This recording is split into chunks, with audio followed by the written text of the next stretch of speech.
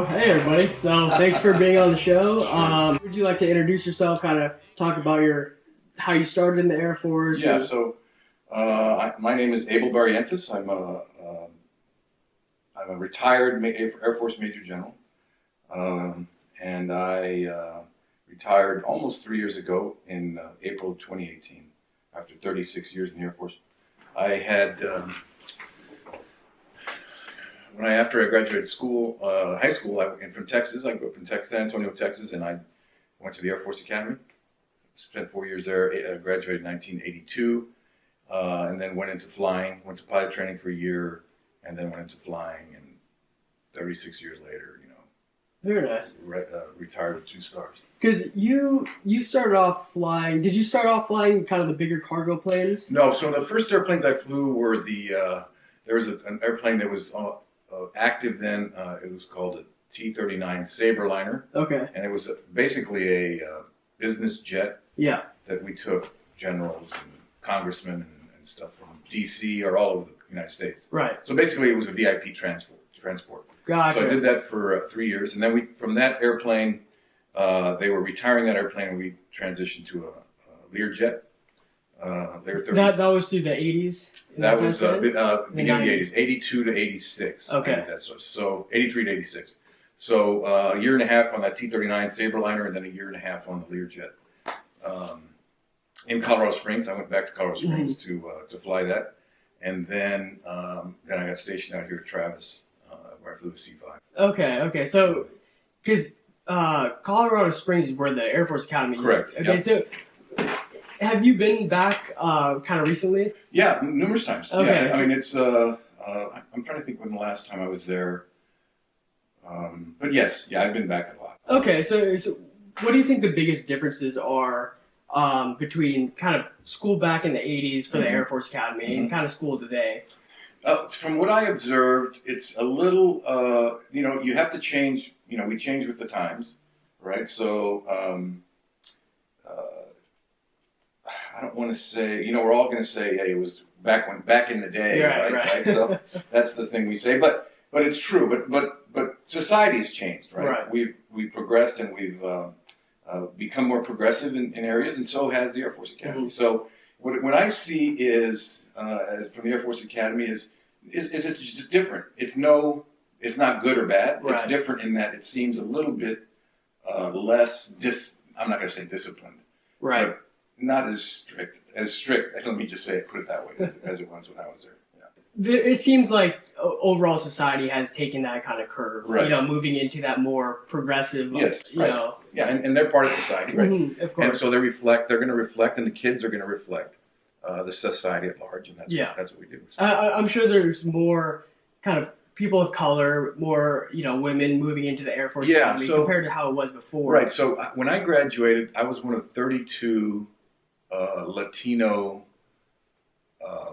cadets. Graduate. So 32 out of 860. Wow. Okay.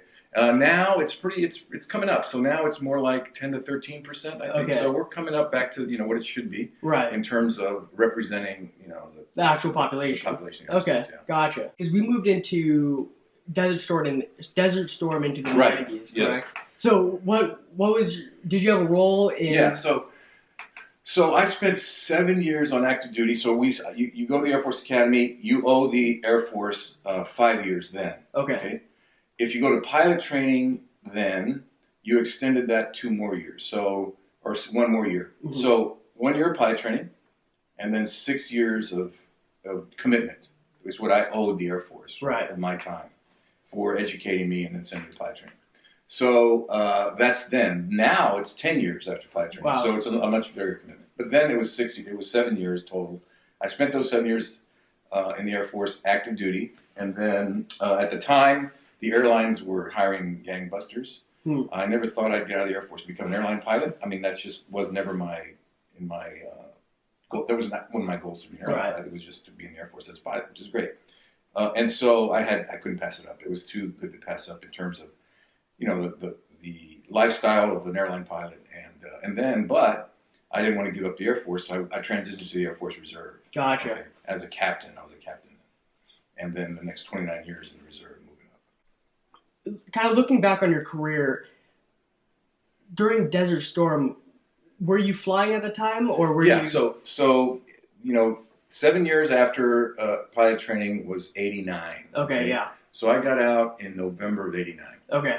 Hired by Delta Airlines, and then went into the Air Force Reserve. Well, June or July of '90 is when Desert Storm kind of kicked off. I got called up, so I'd been with Delta for 6 months or so, and got called up to go to active duty. So that was for Desert Shield. Okay, right? The run up to Desert Storm. Correct. And then Desert Storm, and I got and then afterwards. So I spent a year on active duty. So from summer of '90 to summer of '91. Okay. So yeah, we flew a ton because we were the first ones to be called up. Were you flying the C5? C5. Okay, so C5. it was all resupply, all cargo, and so we had to gin the whole, in other words, supply, start building the bases and all that stuff to get ready for Desert Storm. Right. Okay. Which is what they did for 6 months. Were you building in Saudi Arabia or Saudi Arabia? Okay. Yeah. Okay. So to push into Kuwait. Correct. Okay. So the main build-up was in Saudi Arabia for that push into Kuwait, and so we were just. You would have been surprised, Alex, at the amount of equipment that was out there in the desert. And when you take off, you'd see this stuff just miles and miles. I mean, it was like a small city. Yeah. All it was equipment. And so we did that, and then for 6 months, and then in January is when we went in. Went into Desert Storm. Right. Okay. And Okay. so we attacked them, and I had taken off out of Madrid. The Air Force Base was Torrejon Air Base. Taken off out of Madrid in the middle of the night, and I'll never forget because we were about halfway to Saudi Arabia when it kicked off. Wow. Okay. So here I'm thinking, and this is the first conflict I've been in. Right. And I'm in a C5 with nothing to protect ourselves, right? So it's a little bit unnerving. Yeah. And shortly thereafter, after we got notice on the radio that it had kicked off, they turned us around and sent us back to back to Spain, to Madrid. Okay. So that was kind of, I felt good about that. Because it was something that was really, it was an unknown. Yeah, of course. We didn't know if they were going to have a whole bunch of airplanes, anti-aircraft. Right. But we weren't flying into Kuwait. We were flying into Saudi Arabia. But still, were they going to lob, stuff over into Dhahran, where we were flying to? Or so we didn't know. 10 years later, we move into Operation Iraqi Freedom and the wars in Afghanistan. Right. What were kind of the biggest changes you saw over those 10 years leading into? Yeah, well, okay, I would say Desert Storm was probably the beginning of a reserve that was utilized more as a active force, right? So whereas before Desert Storm, of course, I only had 6 months in the reserve. It was okay. We were just reserved to be called up. We stayed current in our airplane. We flew every month, just to keep our currency. But hell, I was an airline pilot then, and that's what I considered myself. But I was there for the contingency that happened with Desert Shield, right? Desert Storm. So as we progressed into Iraqi freedom, right, 03 or whatever, 01 after 9/11, and we went into Tora Bora and all that stuff. Then 03, I got called up again for another year. So the biggest progression was that as a fighting force, the reserves were used more of a active reserve rather more than just a reserve to call up. Okay. Yeah. So we're truly part of the Air Force. I mean, right. So in the past, it may have been where you're a reserve guy, and I'm not downplaying it at all. I'm just saying that's just how they were not used how we were in Desert Storm, right? And since then, okay. So we've really used the reserve force as a true addition to the active force. The way I imagine it is that there's not as much. I don't want to say respect for reserve guys. No, and that's not a bad question, and that's why I don't want to overstate our positions, but. Right. But it's exactly what it was. I mean, you were a reserve guy. Hey, I mean, there was nothing wrong with being a weekend warrior. That's just what the role was. Right. But it has since progressed where, and there's still some of that. There's no question about it. And there always will be because it's the reserve active duty kind of, going back and forth. Little mentality about that. So, But they would have to admit that, some of the reserve forces, in fact, make up the majority of whatever that fighting system is, whether that weapons system, right? C-5s or the heavy airlift is like 60%. Right. Okay. Really, that's interesting. So yeah, that really grew from just being an inactive reserve to more of a. Okay. So, one thing. Or operational reserve. Let me put that operational reserve. Yeah. Oh, okay. Okay. That makes sense. Sure.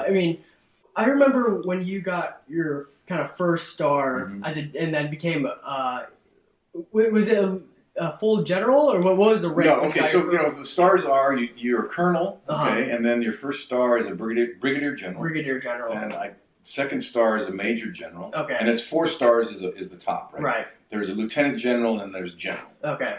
So those are the ranks. In the reserve, the highest you're going to get is 2 stars, unless you're the head of the reserve, and there's a 3-star. There's 3 stars. So that's I kind of reached the peak that I could go, and I didn't want to be, not that I was in contention. But I'd rather have stayed in the position I was in as a 2-star, and that's what I retired at. Was there a big difference from when you went from colonel to a 1-star? Well, in terms of responsibility? Sure, yeah, absolutely. Okay. And so I was at that point I was a mobilization assistant, which is what they use 1-stars and 2-stars to an active duty unit. And at that point, I was a mobilization assistant to the J3, the operations directorate at Pacific Command. Pacific Command is all the services put together out in Hawaii, and it's the headquarters where I worked. And I worked for the J3. And there's about 360,000 people that they're in charge of, all over to Asia, right? Wow. So from the west coast of the United States all the way out to India.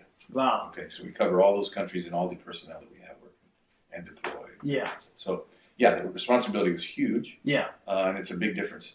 I will say also that, though, a 1-star is kind of the entry level general officer, if there's such a thing. Yeah. But then there's always a pecking order, definitely. no matter whether you're a CEO or a general. There's always, there's the guys who are at the bottom, right? Yeah. But yeah, and so 1-star was very much so, but then 2-star was even more so. Okay. Yeah, so and then that was a bigger deal. So you saw a larger jump from a 1-star to a 2-star. Yeah. Really? Okay, that's interesting. Yeah. So the responsibility becomes greater, right? So you're responsible for more stuff. Now, as a reservist and you're working for active duty, it depends on what role your boss wants to put you in. So because you mentioned the Pacific Theater, and I mean that all the way from California to India. I mean that's a huge. Yeah, 36 countries. Yeah, that's definitely over 2 billion, correct? Oh yeah. I mean, it's over half the world. Yeah, over the half. That's pretty insane to think about. Huge command. Yeah. Very huge command. So, were you primarily stationed in Hawaii, overseeing things? So no. So you have to remember that I'm a reserve as a reservist. Yeah. I could step in for the principal, whoever my principal was, right? So when I was at Pacific Command, it was a J3. It was an admiral. He was a 2-star admiral. Okay. And so I stepped in when he was gone, or went to meetings for him, around the building when I was there. And I would normally spend at least 10 to 13 days a month. In Hawaii? Okay. Working in the office there, supplementing the J3, right? And he would send me out to do things, or while he's gone, I'd take the meetings and that type of thing. That's interesting. Which was a huge deal. I'm sure, yeah. Because there was a lot to learn. Yeah. From all the different services. Yeah. The Marines, the Navy, the Army, they all work differently, and you all have to kind of figure out how they're going to play, what role they play in whatever position. Right, they're different roles and playing together. Correct. With each other. Correct. It's just that's kind of a whole different kind of fight to do. So I'm very familiar with Air Force, but so when you go to a Navy base and that's their command, right? I mean, it's not their command, but they're normally there's normally a Navy guy out there because the majority is sea, right? Right. So they I don't think there has ever been other than a Navy admiral in charge of Pacific Command, a 4-star. Right? Really? So yeah, and so it's different, when you go there, and it's not don't go to the 4th floor, it's go to the 4th deck, and this type of thing, a lot of different nomenclature than we're used to in the Air Force. I'm sure. But and that's just a small thing, and just learning the rest of how other services work and how they're, like we said, integrate into the whole mission. Right. Okay. There's a huge learning curve for that. It took probably a year to really, at a part-time level, Yeah. to Yeah. really learn the job, and so I did that for 3 years, about 3 years, and then I went over to Pacific Air Forces. Now I'm back to the Air Force with the command, which is underneath Pacific Command. Right? Yeah. So that 4-star Air Force guy is underneath the Pacific Command. Oh, really? Okay. Yeah. So, and I would work for that 4-star or 3-star at the time when they hired me. And I was his mobilization assistant, meaning they choose to use me how they wanted to, or whatever role they wanted me to take. As a force, and that's when I became 2-star in that role. Okay. And in that role, it was a pretty extensive travel because they couldn't make all the. There's 36 countries you're dealing with, so they couldn't make all those meetings all over Asia.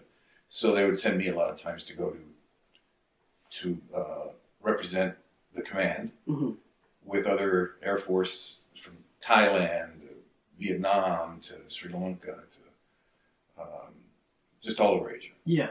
And that was really a neat position. So was that kind of the biggest change you saw between a 1-star and a 2-star? Yeah. Kind of just the... Was the responsibility. I mean, because, and that was the other thing. So if the 4-star sent a 1-star to do something, then they were like, wait, who's this guy?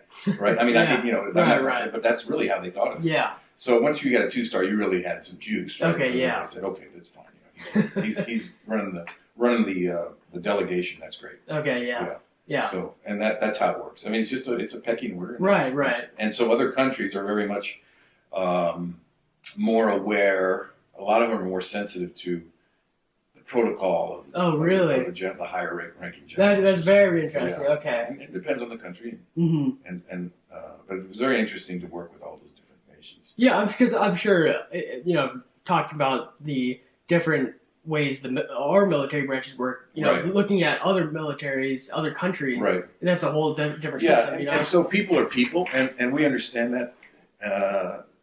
So you understand that people are pretty much want the same thing for themselves. Right. But governments are different, right? So people work for governments. And so that's where kind of the conflict comes in sometimes with the United States, is that sometimes the governments are more hardcore about things than the officer that's running the position in that Air Force. Right. And so, but it's always a interpersonal relationship that either gets things done or doesn't. Right? It's, in my opinion, it's all about relationships and what relationships you establish with those leaders to how you get things done. Because, for instance, when I went to Iraq, and I was in Iraq as a colonel, and I was in charge of about 50 Americans rebuilding an Iraqi base. This was in 2006. Okay, so remember, we just destroyed this base. So here we are now. We had given them 3 C-130 airplanes, and we're teaching them how to fly them. So I'm in charge of 50 guys that are rebuilding this base with electrical power grids and reverse osmosis water purification units and civil engineers, and then operations guys who were flying airplanes. So, and then mechanics who were teaching. So we're teaching is what we're doing, right, along with rebuilding. So that was quite an experience, and I say that because when I go there, I am working for and with an Iraqi general. So it's his base. I'm there to help him rebuild with our people. And what I had to learn right away is, Americans like to go somewhere and just get things done, right? Just get to work. That particular unit for me, the experience was that, in Arabs, they want to get to trust you first. So there's a lot of drinking tea, right, and, eating meals before you even talk business. So I probably was there a week before we really talked about, really, nitty gritty stuff. Gotcha. Because he wanted to get to know me. We talked about families, and and we became like brothers. That's how they are.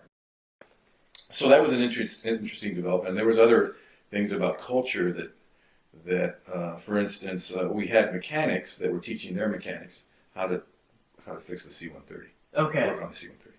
And so they were getting frustrated because they would say, "Did you do that? The task that I assigned you?" And they said, "Yes." Well, we realized after a bit that Arabs don't. Nobody likes to lose face, but the culture in particular doesn't like to lose face. So what they would do is they'd say, yes, I did it, right? So they didn't look bad, even though they didn't.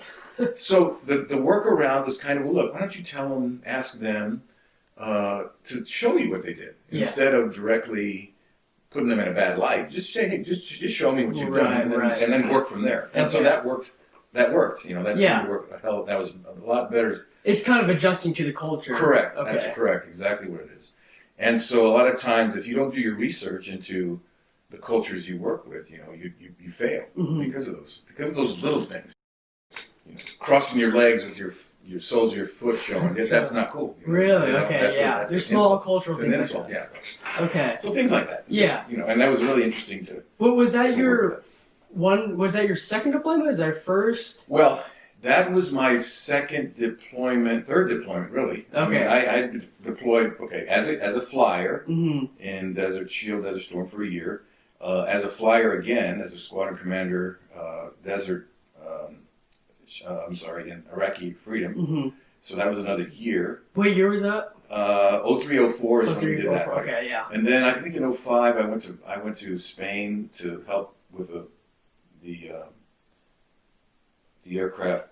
They're going back and forth. And I did that for like 5 months in 05, and then 06, 6 months to Iraq when I did that.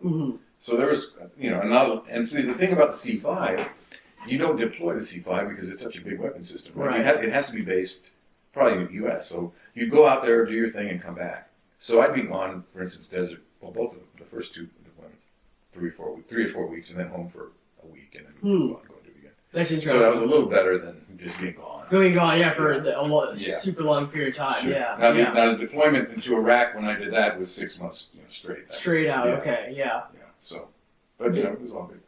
Yeah, because the vast majority of the American people don't really know what it's like to be in Iraq in 06, 05, or 05, 06. Yeah. Could you kind of give a better picture of it? It was still very much a warring period, no question about it.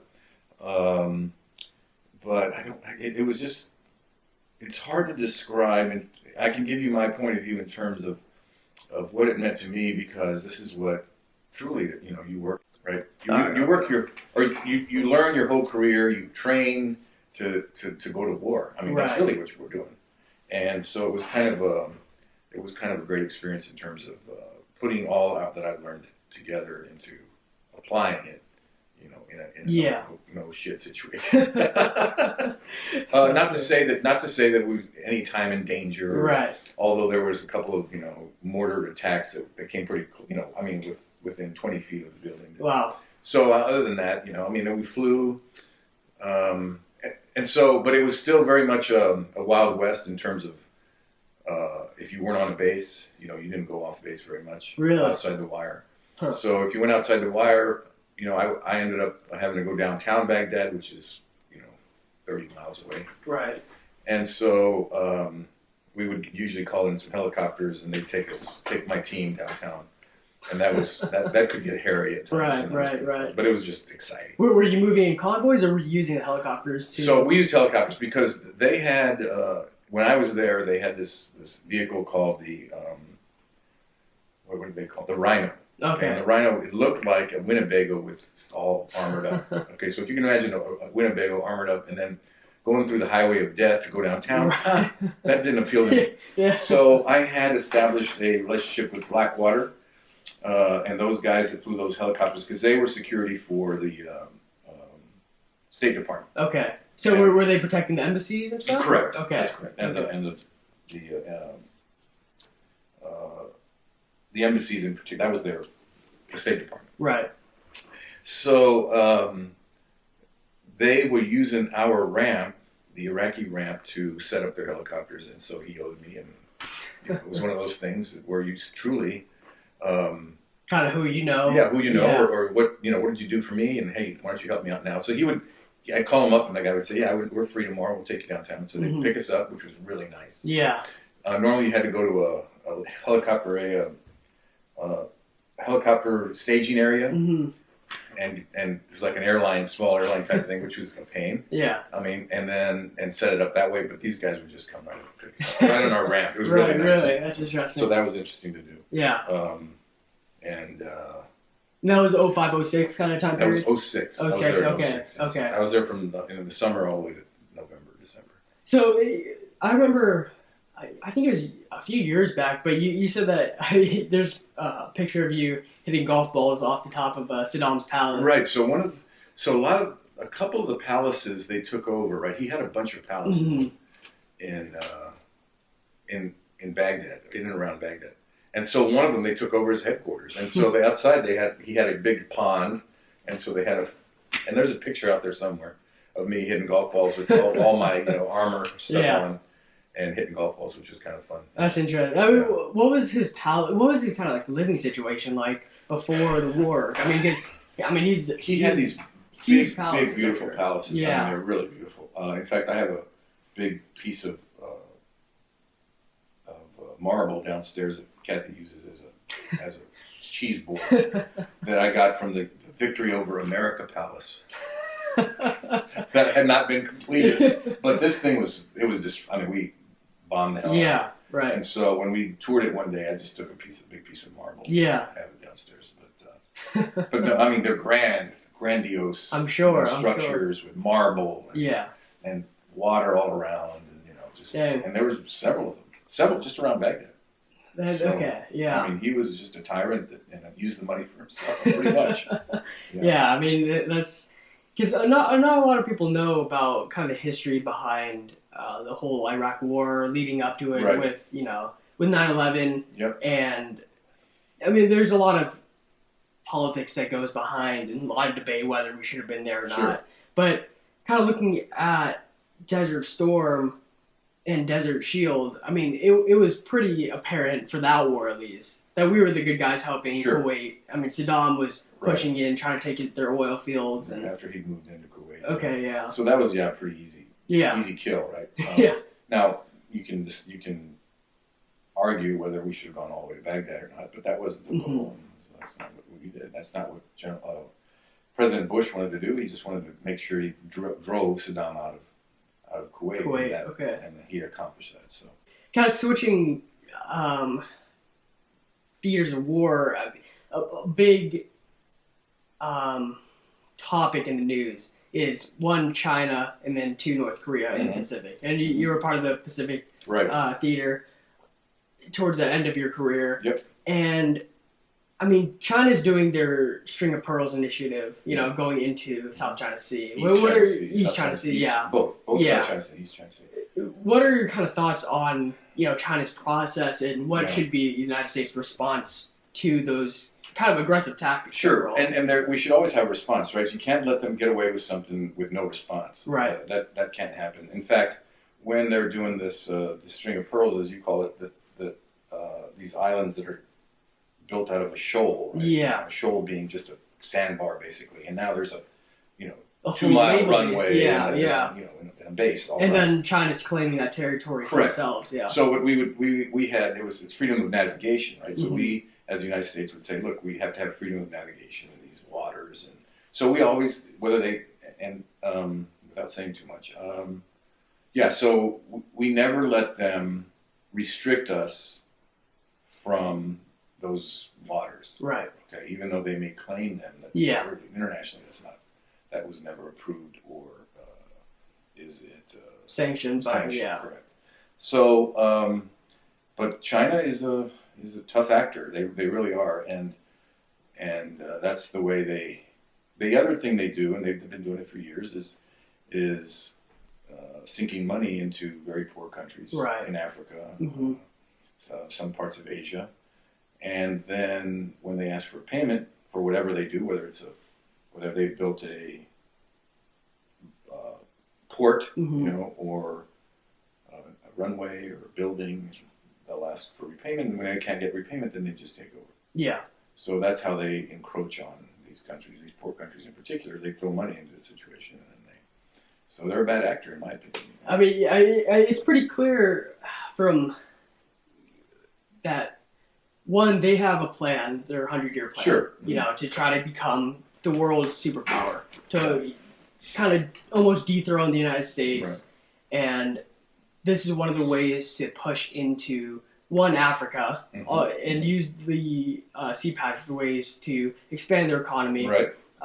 But it's also interesting that, you know, these countries that they're investing in, one, they're losing their sovereignty, but they're also kind of giving it to China because China has so much money to give them. And it's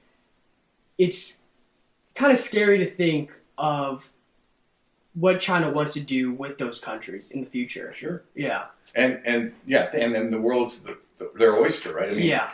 I mean, it's unlimited what they could do with different countries and convincing these other countries to go with them rather than maybe our support. Right. So that's one of those hearts and minds deal. They're trying to win hearts and minds with money. Right. And some places they're being successful, others not. But when they recall that debt, it's almost a change of attitude almost. Sure. Yeah. Absolutely. Yeah. And that's the way they do it. Yeah, that's part of the plan.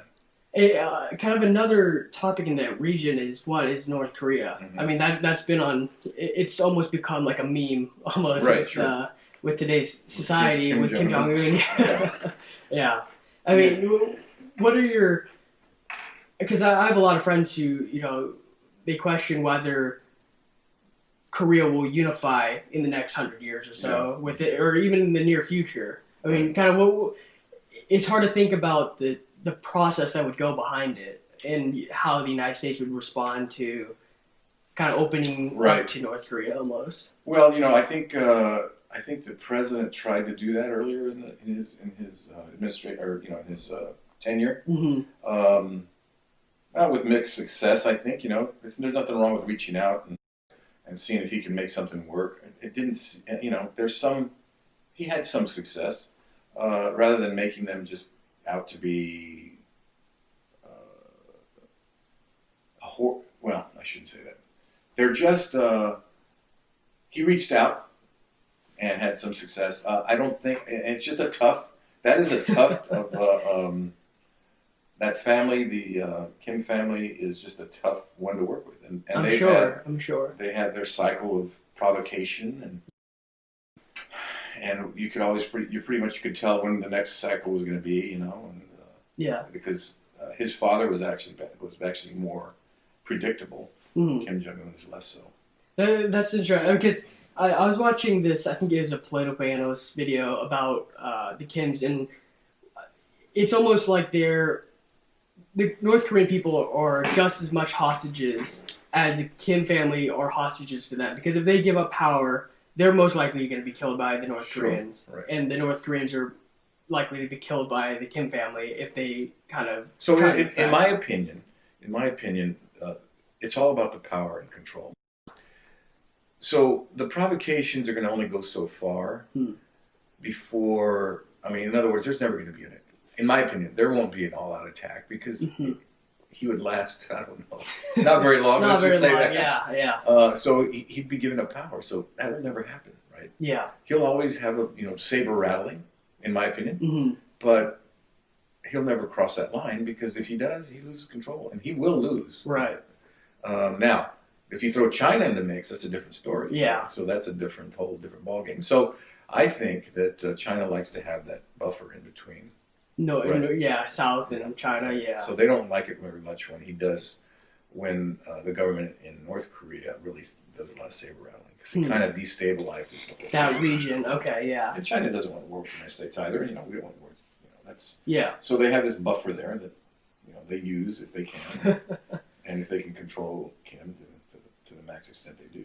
Yeah, I mean it's really interesting watching different videos of defected North Korean soldiers, and they show videos to these defectors of U.S. military capabilities, and then their reaction to it, and it's interesting to hear that. I mean, they really don't understand the full capabilities of the United States military. Right. I mean, they have some idea of our super carriers and our submarines, but they don't know the capabilities of the F-35. I'm Sure. sure the upper military does to some degree, Right. but the average soldier doesn't have Well, that. that's part of the control, right? Control Yeah. of all the information too that they get, and and realizing how we live. If they really knew how we live, and then Yeah. they'd realize, wow, we're really missing out here, Right. right? So that's the whole goal of the government, is to control information that those people get, and that's how they keep them down. Yeah. Because you're right. I mean, if all of a sudden internet became totally open and they could see how the rest of the world is, Yeah. it would probably be disappointing. Yeah. So It's pretty interesting to look at one, China and the whole Uyghur program in the West, with the re-education, whatever they want to call it. Yep. And then, but North Korea with their labor camps, their alleged labor camps, Sure. there's not a lot Sure. of information that comes out. And the kind of old world mentality of keeping your people down by sending them off to the gulag, or the old Soviet doctrine. Sure. And it's still very much alive in these certain countries. I mean, even in Russia to some degree, Sure. getting rid of political dissidents with Right. Putin, and there's definitely different countries that maintain that ideology. And it seems like the United States has kind of lost the mentality of trying to put a stop to these practices. I mean, we started with World War II, Yeah. but So we want to speak out against it, but we haven't, And we have our human rights initiatives, Yeah. And that's pretty much the only way that we try and do it. I mean, one of the best ways that we can do it, right? Yeah, But I mean, those only go so far. yeah. Because there's a slippery slope once you bring in the military, Right. and And so there are a lot of human rights issues out there, especially with China. yeah, But and controlling those is it can be a futile effort, futile effort. right. So Yeah, it's looking at China. It seems like they have almost a national goal of the 100-year plan. right, Russia has a national goal of rebuilding their empire to some degree. Moving into Ukraine, annexing Crimea, all that stuff. But with the United States, after World War II, or during World War II, is defeat the Nazis. After that, defeat the communists, right. and then free the world of terrorism. Yeah. But it seems like in the past 5 to 10 years, we've kind of lost that drive for that kind of pushing into a certain goal. Yeah. So a plan, a kind of a national plan. A national plan to. I mean, that may be how it looks. I think behind the scenes is there's a lot more that we don't know about, right? That you're not going to hear about. That's happening behind the scenes. Gotcha. That are fighting those things still. But would you say that comes from either the upper echelons of the military or the intelligence? It's probably it's a little of both. It's all that stuff, right? It's the not the rules, but you can use military, economic, right? Military, economic, political, diplomatic. All those tools can be used to affect the same outcome. Okay. So in any country, and that's what we use, right? As a country, that's what we use. We're going to use all of 4 or 5 or 7. There's like 7 of them. I've forgotten all of them now. Right. That we use to influence countries around the world, and so those are part of this. It's weird. So to military think about is just one aspect of it. of the whole thing. Yeah. Gotcha. Okay. Because most people don't know what it's like to be a 2-star Air Force general. Yep. I mean, what are your kind of, if you could kind of give a peek into either the daily or overall operations of what you were doing at that time? Well, so like I said, at that point, the way the general was used, the 4-star was using me was as a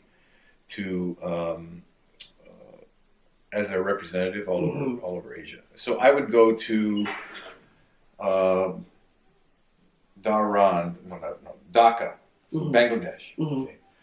And we would have either helping them humanitarian assistance, or helping them with disaster relief. So those were the two things we used for Bangladesh. That's what we did a lot there, right? So we would teach them how to better deploy food to the people who are on the country who are waterlogged. Let's say they have a hurricane or whatever they call them. Yeah, the tsunamis. Or the not tsunami, typhoon. Yeah, typhoons that go through, and now they can't get to them. So the only way to get to them is to airdrop, from a helicopter or 130. And so we help them develop these very economical ways to deliver those goods, right? With using cardboard instead of wood pallets, right? So we just open up and the cardboard just falls apart, and all the goods go in a parachute. Right? Yeah. So we would do that type of stuff. We would go in other times and take a team of 50 people, a medical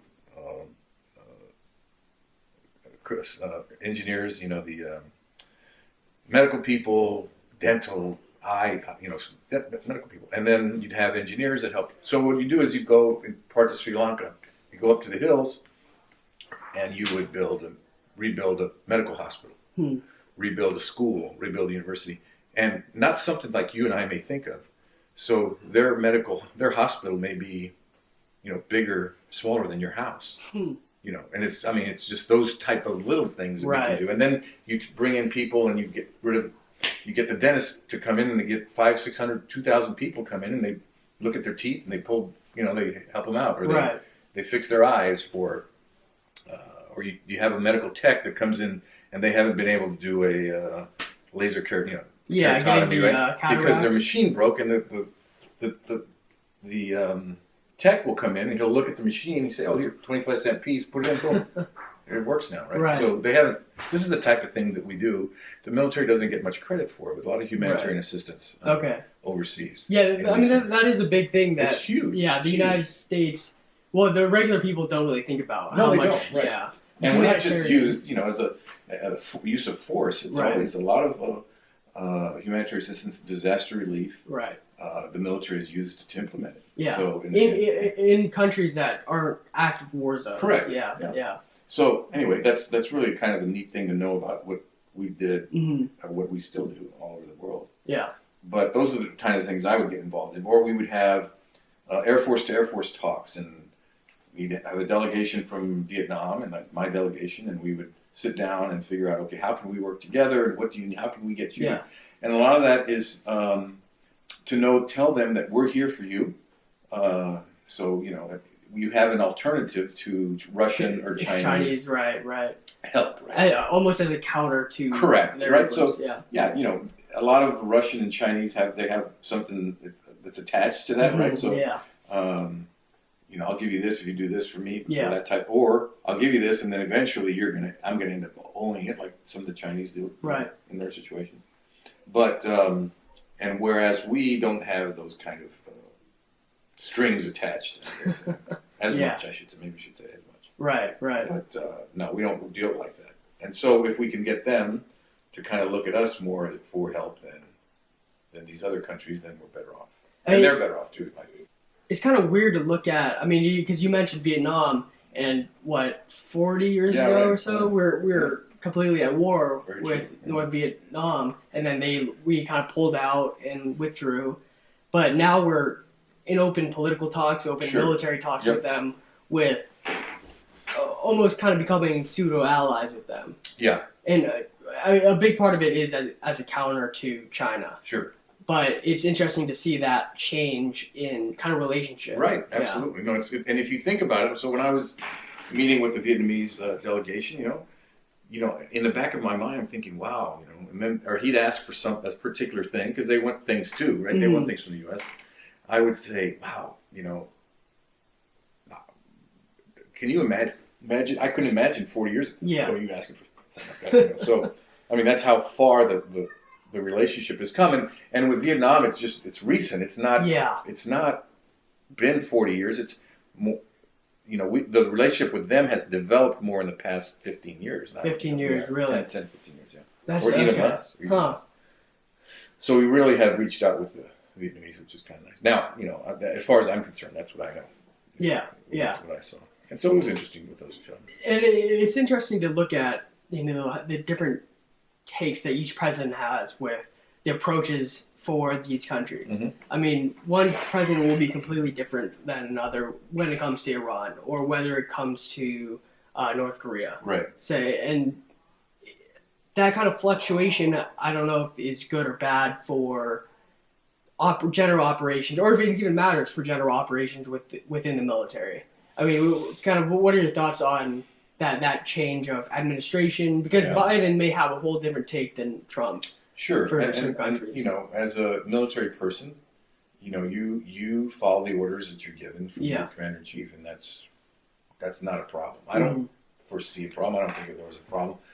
There wasn't a problem. Well, I mean, I don't see a problem with that. Mm-hmm. I've never seen issues with who the president is and how the military reacts in terms of he's good or bad, right? Right. It's just, this is what you want to do, this is what we recommend, and you make the decision. And we just follow orders. Mm-hmm. So in that sense, but not to say that doesn't affect, you know, the ground pounder or the airman, young airman, right? The 18-year-old kid.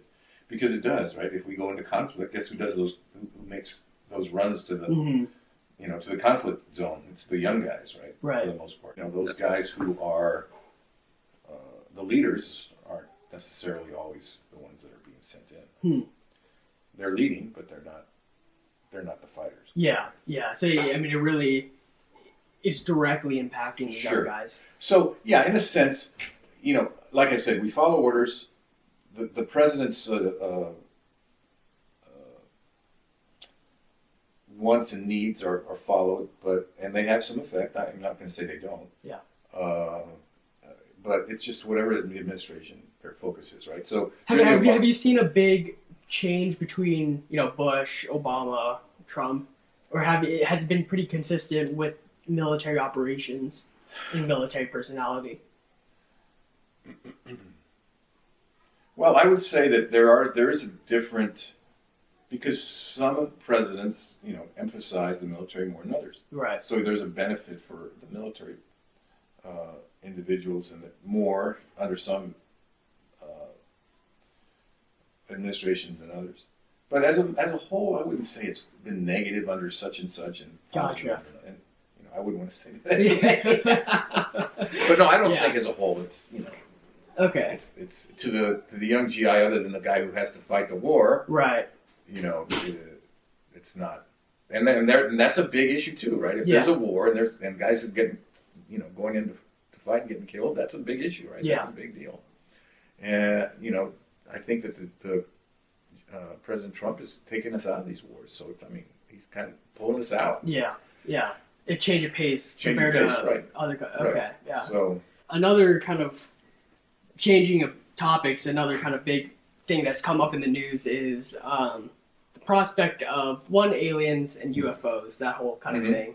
And, you know, without kind of divulging any information that you may or may not have. Yeah. Kind of what are your thoughts on that whole topic? I mean, there's been the recent one. Yeah. There was one recently in 2018. Was it a Navy guy or? Yeah, it was right off the coast, the East Coast, where these Navy pilots, I mean, they've been seeing them a bunch, like way more than people know. Realize. Yeah, and they're what they're seeing are like these spheres with cubes in them. Okay.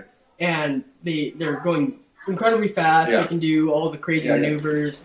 But a big thing is that while we're doing the simulations, you know, where the war game kind of stuff, they'll just sit out there and almost like they're watching. But they're able to float midair for hours. Where how long can our planes fly? Like a few hours maybe or so? Yeah. You're not going to float there. Yeah, exactly. You can't hover there.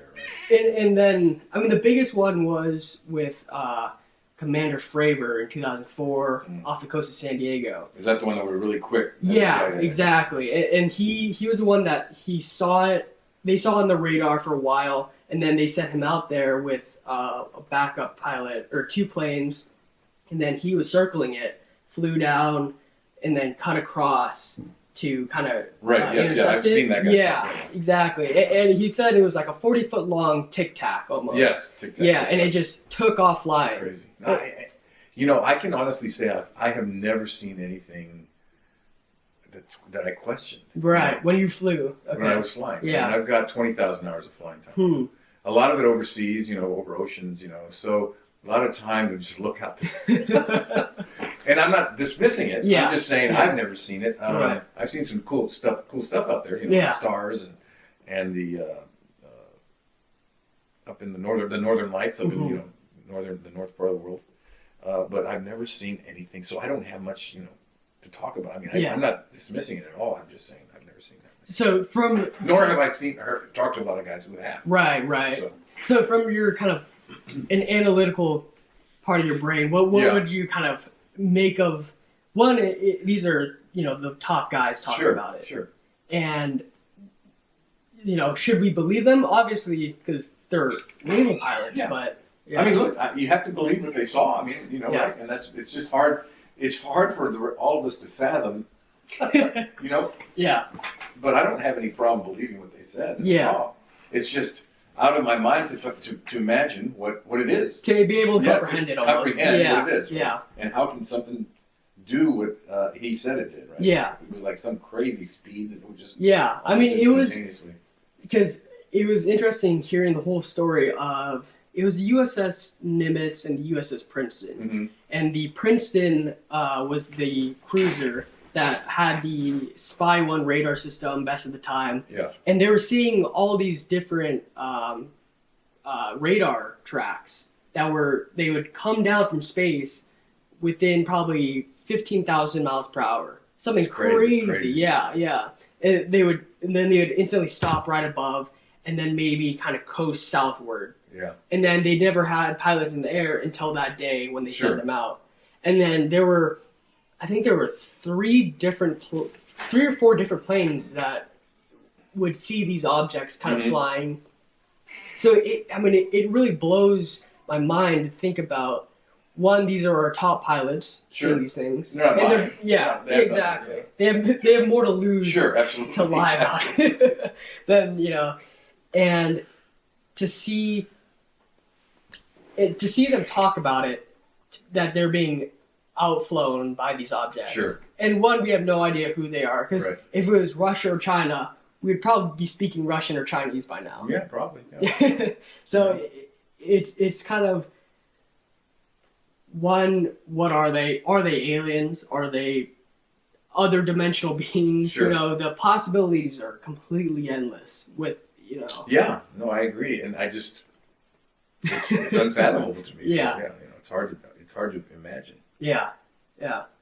I just don't have much of a other than that. Yeah, it's extremely. I mean, maybe the Space Force. No, I'd love to read more about it. Yeah, and I have to look more into that. Yeah. And the Space Force, sure, maybe they can have more, but I've never even seen any. Yeah. I mean, it's the whole thing is intel. I've never seen intel on that stuff. Right. Okay. That's a big thing. Is that, I mean, who knows what other sectors of U.S. military, if they have more information. Right. I mean, it's. Yeah. I mean, you would think the Air Force would have the most, right? Or the Space Force now. But other than that, that's the limit of my knowledge on the subject. Well, I appreciate you coming out of the show. I mean, it's been a blast. It's been great, Alex. Thanks. I appreciate that. Yeah. So, kind of as a closing, it's kind of tradition. If you had one message, either text message, a phone call that you would make to every single person in the world, you get a text message, everybody gets it. You get a post mail and a letter in the mail. What would be your message to the general population? So, I, as a general officer, I can't go without imparting some of my mentoring, if you will. And if I could give a message to anyone, no matter what level, is and it may take a little explanation, but it's be comfortable being uncomfortable, right? So whatever you're doing. Whether you're flying airplanes, whether you're working in an office, whether you're a garbage man, take it to the next level and learn it. And what I mean by being uncomfortable is you have to get to that level of discomfort to learn that and become an expert in it, right? And then once you become an expert there, then take it to the next level and get uncomfortable again. So that's my little thing: being comfortable, being uncomfortable. Everybody, you heard it here from General Barrientes, thank you so much for being on the show. Right, and I appreciate it very much. It was fun. Yeah, adios, everybody. Cheers. All right. Thank you again. That was, There's something happening here, but what it is ain't exactly clear. There's a man with a gun over there, telling me I got to beware. I think it's time we stop